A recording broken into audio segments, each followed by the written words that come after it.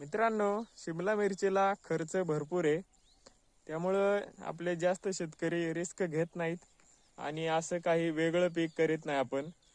आणि करायला पाहिजे मी तर म्हणतो, पण रिस्क सुद्धा तेवढी आहे आणि आपल्याला ते करीत असताना प्रत्येक गोष्टीची काळजी सुद्धा घेणं गरजेचं आहे. रोग झाल्यानंतर आपण काहीच करू शकत नाही, आपल्याला पहिलेच रेडी राहणं गरजेचं आहे. आपल्या शिमला मिरचीला बोकड्या रोग झालाय, थोडासा प्रादुर्भाव त्याचा झालाय, त्याच्यासाठी आपण औषध फवारणी करतोय आणि त्याने नक्कीच आपली शिमला मिरची एकदम क्लिअर होणार आहे.